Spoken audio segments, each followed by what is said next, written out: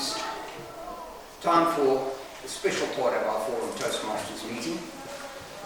It is indeed an honor and a privilege for the Forum Toastmasters Club to be hosting a guest speaker here this evening. Some information which you perhaps are not aware of.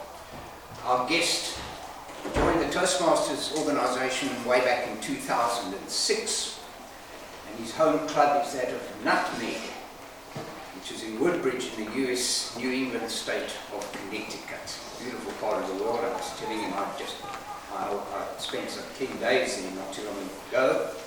And he served as the club's VPE during the last Toastmasters year, and he's also a member of the Park City Toastmasters Club of Stratford, also in Connecticut. He's also a member of the Lions organization. Now, me as a Buffalo and having to support the Lions Rugby Club is a little bit of a conflict of interest. However, he coined the phrase that when he first joined as a club member, he quickly realized that he could talk but couldn't communicate. He is an electrical engineer with an MBA degree and followed a career with the organization called AT&T. And has an artist interest in international business and culture. There's a lot of that in this country, which will be of experience to him. As a registered race car driver, believe it or not, in the US, and having done some drag car racing in his time, he has some amazing insight into the leadership experience as part of being a race car driver. He has mentioned that successful leadership is being able to adapt to the circumstances that prevail at the time. And as the international president in the COVID era, made this responsibility that much more of an issue. He's also said that leadership is not about being the center of attention. It is about being the epicenter of action.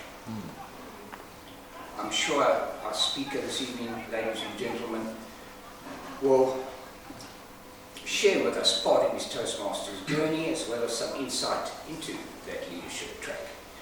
So ladies and gentlemen, please join me in giving a real forum welcome to past international president, distinguished Toastmaster, Richard E.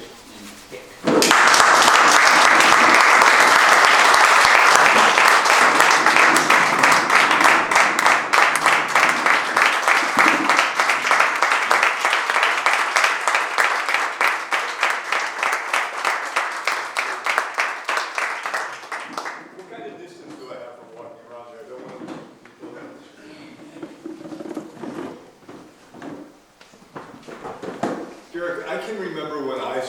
Toastmasters being latched on like this as well. And I had a friend tell me when I was preparing for a speech contest, they can't shoot you, get out from behind them. So with your indulgence, I wouldn't move that back.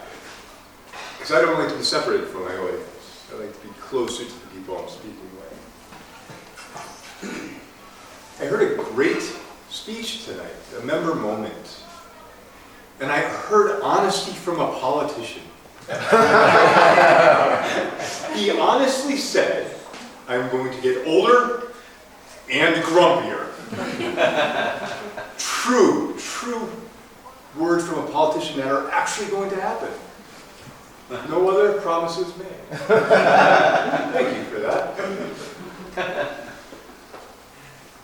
When you think back on your Toastmasters journey, can you remember what brought you to Toastmasters? What caused you to join? Was it somebody telling you you needed to become a better speaker? Was it that you were nervous, not confident? Well, I wish I had met Gareth earlier, because my story and why I joined Toastmasters is a little different. I was attending a How to Become a Millionaire seminar. Doesn't everyone want to become a millionaire? And it wasn't about investing, it was about doing other things. But I met a gentleman there by the name of Les Brown. Anyone familiar with Les Brown? If you're not, please look him up. He's a great motivational speaker, world renowned. And I learned how to become a millionaire. Derek, it's a little bit easier than all that finance and numbers thing we did. It's be the guy on the stage selling the stuff from the back of the room to the person sitting in my seat. I was making him wealthy while I was sitting there. But I got to meet him afterwards and have a conversation with him. And he had asked me if I had ever thought about getting into public speaking. I was mid-career at AT&T at that point. I was doing okay. And to be honest with you, public speaking scared me. And I had no interest. I don't think that was the response he was looking for, to be honest with you, but he gave me his business card. I went back to my office and went through my mundane days, week after week. And we have what we call the gopher farmers. So those are the cubicles in your office that everyone has. But have you noticed that people pop up like this? Well, gophers in America, they pop their head out the hole and then they go back in. And I said, there's got to be more to it than this. It really has to be. So I called him up. And he remembered me. I said, Les, if someone wanted to get into public speaking, what would you recommend? And without hesitation, he said, find a Toastmasters. So I found one that was nearby where I lived, went to the first meeting, and joined right away. Now that made a member of my club happy. Anyone been an area governor or an area director before? It's the last day of the month, last day of June 30th. You need one member for your club. And if that club becomes distinguished, the area becomes distinguished. They couldn't wait to take my money. So I joined. It was really just to work on communication skills, to learn how to get over that speak to, speak at, and more speak with. There was some foreshadowing to this earlier in my days at university, where I had to do book reports. Now I was going for an engineering degree. Any engineers in the room? Andrew? We don't do book reports. We do long, complex problems. So I said to the woman who was my counselor, why are we doing book reports? And her response was, as an engineer, you can speak to other engineers, but you can't speak to anybody else. And how true that became later on after I joined Toastmasters, that I realized that I could say something that I understood, maybe one or two other people understood, but that I was leaving a group behind. That my words weren't getting through or reaching others. I also realized that communication was bi-directional at that point. It's the between people. It's not just the hearing and listening, but the feedback that we receive, the communication, that camaraderie that happens. Now mind you, when I joined Toastmasters, there was one thing that was not on my plate anywhere in existence. And that was to join the leadership ranks. How many of you have been club officers in the room? How did you become the club officer? You went to the restroom while they were holding the election. You were the president. It happens that way sometimes. You're volunteered into a position. But I decided I was going to take on that leadership role for one reason. I don't like to see people fail. And when someone asks for help, I'll generally offer it. So I became club president and found that there was so much to it, to that leadership aspect, being able to not lead people from the sense of, I've got to take you somewhere. The leadership from the aspect of, I can help you get somewhere. I can get things out of your way. I can provide a vision. Now mind you, that was as far as I wanted to go in leadership, was the club level. I was too busy having fun competing in speech contests. And I knew if you stepped outside the club, speech contests were off the agenda. I was at district level 6 months into my Toastmasters journey competing. I was doing okay. But then I had a district director, I'll use the current terms, call me up and say they were looking for an area director. And would I help? You already heard I say that I don't say no to too many people. But I had no idea what this role was, and I agreed to meet with him to discuss it. Right? You don't take roles without having some discussion. Well, I'm not sure if he told me the truth about that role, or if he told me what he thought I needed to hear to get me to take that role. And I did. And it was on the leadership journey ever since. You heard I joined in 2006. 14 years later, I'm leading a global organization because somebody recommended something to me. Somebody asked for help, and I said yes. Was I prepared to lead a global organization during a pandemic? Absolutely not. No one was. You weren't prepared to lead your clubs during the pandemic. Andrew wasn't prepared to lead the district the way he was in the pandemic.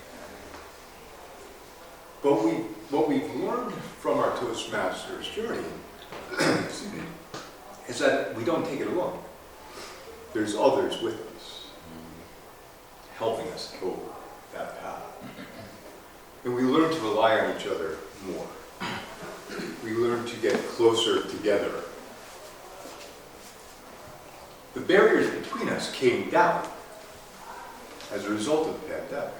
Sure, we were isolated, but we were able to get closer together. We were able to speak anywhere in the world, be anywhere in the world. I managed to speak in over 140 countries last year. Virtually, but I still spoke. I learned so much about culture, about the uniquenesses of country and people. We all have that opportunity. We all can reach out. And what that does is that changes the world. Because you're sharing your stories. You're giving somebody else hope. They want to hear something from you that maybe they wouldn't hear before. Maybe it's just that little bit that they need to guide them. Each and every one of us can make a difference in the world. We do it when we provide feedback. We do it when we agree to mentor. We do it when we agree to help others out there. Toastmasters isn't an individual journey. It's an individual accomplishment. But it's a journey for all of us.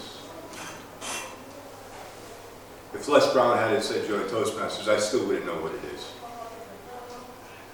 For some of you, if somebody hadn't offered you that insight, given you that guidance, you wouldn't be where you are today. And look at where you are.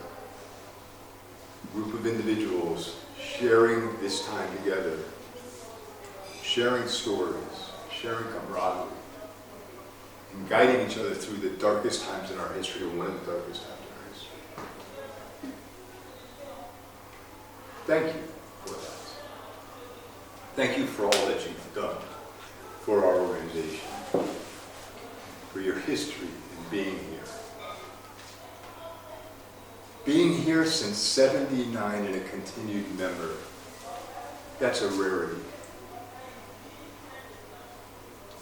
Yet he told stories tonight and I heard everyone laugh.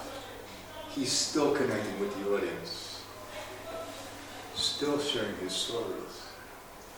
The humor that you shared tonight, okay, there was an amber, I did see it. I just want to let you know it was there for a little bit. Was great. For me, being from outside of this country, hearing about rugby is new for me. But you shared it. You did change it.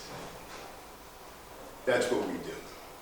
We connect with one another on a different level, in a bi-directional way, through communication, through camaraderie, through stories, through the ability to be vulnerable and to laugh. Without this organization, we wouldn't. When someone asks, just say yes. You just never know where you're going to end up. 2006, I would have never thought I'd been standing at the Forum Club speaking. Yet here I am.